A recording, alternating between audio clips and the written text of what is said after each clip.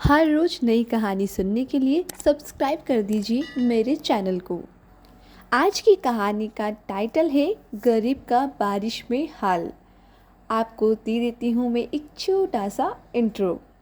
रामू एक किसान था। उसका पूरा परिवार उसका खेती में साथ देते थे। उसे खेती के काम से ही शहर जाना होता है।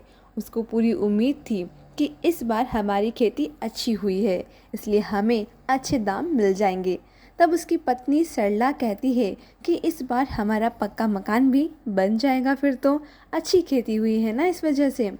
पर उन गरीब परिवार की किस्मत पर बारिश का कहर टूटा। इतनी बारिश हुई कि उन्हें अपना कच्चा मकान, कटी फसल सब छोड़कर घर से आधी रात को भागना पड़ा। फिर क्या हुआ, जानने के लिए सुनिएगा पूरी कहानी।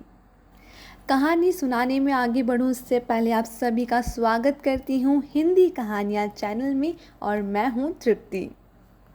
रामू एक किसान था जिसके घर के बाहर ही खुली जगह पर उसकी छोटी सी खेती हुआ करती थी। रामू का पूरा परिवार किसानी करने में उसकी पूरी मदद किया करता था। उसकी छोटी बेटी बोलती है, पापा, मैंने और भाई रौनक ने सारे खेतों में पानी डाल दिया है। तब रामू कहता है कि बहुत अच्छा किया बेटा, वैसे भी आज मुझे शहर में जाकर फसल का दाम तय करना है। तब उसकी पत्नी सरला कहती है कि आप बेफिक्र होकर जाइए, मैं और बच्चे आज सारी सब्जियां तोड़ लेंगे और खेतों का ख्याल भी अच्छे से रखेंगे। तब रामू सरला से कहता है कि गाजर के पौधे में भी कीटनाशक डाल देना। इस बार हमारी फसल अच्छी हुई है, उम्मीद है कि इस बार हमें अच्छे दाम मिल जाएंगे। तब सरला कहती है कि हाँ, और लगता है कि इस बार हम अपना पक्का मकान भी बनवा ही लेंगे। तब रामू कहता है अपने बच्चों से कि अगर भगवान की मर्जी रही तो इस बार हमारा पक्का मकान ज़रूर बनेगा, तुम दोनों भगवान से प्रार्थना करना। तब उसका बेटा रौनक बोलता है, हाँ पापा, हम करेंगे। रामू कुछ सब्जियां और धान लेकर घर से बाहर निकला। यहाँ सरला और बच्चों ने खेत के सारे कामों को निपटा दिया था। सरला ने कीटनाशक छिड़क दिया और बच्चों ने सब्जियां तोड़ ली। शाम को रामू खुशी खुशी घर लौटा और अपनी पत्नी सरला से कहता है कि हमारी सब्जियां और धान की क्वालिटी बहुत अच्छी है, उनकी किस्म भी बहुत अच्छी है, इसलिए हमें अच्छे दाम मिल रहे हैं। व्यापारी ने जल्द से जल्द कटाई करने के बाद फ़ोन करने के लिए बोला है। तब सरला कहती है कि ये तो बहुत अच्छी बात है, हम कल सुबह ही कटाई शुरू कर देंगे। रामू का पूरा परिवार बहुत खुश था। उनकी आंखों में अच्छी कटाई, अच्छे मेहनत के पैसे और पक्के मकान के सपने सजे हुए थे। पर उनके सपने को मानो नज़र लग गई। अचानक आधी रात को तेज बारिश शुरू हो गई। बारिश की आवाज़ सुनकर रामू परेशान हो गया। तब वह घबराकर अपनी पत्नी सरला से कहता है कि सरला उठो, बाहर देखो, अचानक भारी बारिश शुरू हो गई है। तब सरला भी चौंक जाती है और बोलती है, हे भगवान, यह कैसा अनर्थ। रामू और सरला खिड़की से बाहर झांकने लगे। उनकी बनी बनाई फसल बारिश का कहर झेल रही थी। वो दोनों भगवान से प्रार्थना करने लगे, पर बारिश रुक ही नहीं रही थी और बारिश और तेज़ी से बरसने लगी। ओले बरसने लगे और कुछ ही घंटों में खेत में पानी भरने लगा। तब रामू कहता है, सरला, बाहर पानी भरने लगा है, अब ऐसी ही बारिश आती रही तो घर के अंदर भी पानी जल्द ही भरने लगेगा। तब सरला कहती है कि अब हम क्या करें। रामू कहता है कि हवा की मार से हमारी छोटी सी कच्ची सी झोपड़ी भी टूटने लगी है, हमें जल्द ही किसी सुरक्षित स्थान तक जाना होगा। सरला ने अपने दोनों बच्चों को जगाया और उनसे कहा कि बेटा उठो, हमें जल्द ही यहाँ से जाना होगा। तब उसकी बेटी पूछती है कि पर कहाँ माँ। तब रामू कहता है कि किसी सुरक्षित जगह हमें जाना होगा, बाहर पानी भर रहा है। जब उन्होंने देखा तो बाहर कमर तक पानी भर चुका था। रामू और सरला ने बच्चों को गोद में उठा लिया और पानी में चलने लगे। रास्ते में उन्होंने देखा कि कई मकान, घर टूट चुके थे। तब सरला रोते हुए कहती है कि अरे बाप रे, हमारे घर का भी अब यही हाल होगा। तब रामू कहता है कि अब भगवान की यही मर्ज़ी है तो हम भी क्या कर सकते हैं। तब सरला रुआंसे होते हुए कहती है, हे भगवान, अब कितनी परीक्षा लोगे हम गरीबों की। सारा गांव पानी से भर चुका था और उन लोग की तरह काफ़ी लोग भी अपना सामान सिर पे उठाए सुरक्षित जगह की तरफ जा रहे थे। सभी दुखी थे, पर फिर भी सब एक दूसरे की मदद कर रहे थे। चलते चलते सभी लोग गांव के बाहर ब्रिज के ऊपर आ गए। तब रामू कहता है कि यही जगह सुरक्षित है क्योंकि यह ऊंचाई पर है। रामू का परिवार और कुछ लोग वहीं ब्रिज पर रुक गए।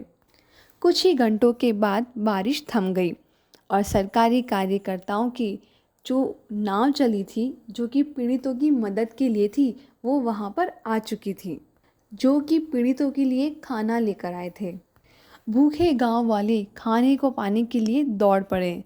रामू को मुश्किल से कुछ पैकेट्स खाने के मिल पाए। तब रामू कहता है कि बस मुझे इतना ही मिल पाया है। तब सरला कहती है कि बच्चों, तुम दोनों ये पैकेट्स खाने के जो हैं उसे खा लो। बच्चों ने वो खाना खा लिया, लेकिन रामू और सरला भूखे बैठे रहे।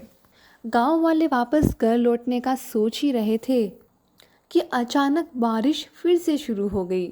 तब वहीं पे एक महिला कहती है कि हे भगवान, ये हमें किस बात की सज़ा दे रहे हो। हमारा सब कुछ तो बह चुका है, अब क्या हमारी जान भी लोगे।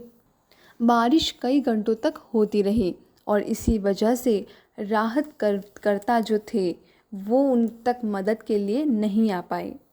तब रामू कहता है सरला से कि मैं कुछ खाने की व्यवस्था देखता हूँ, मुझे नहीं लगता कि अब सरकारी गाड़ी हमारे यहाँ तक आ पाएगी।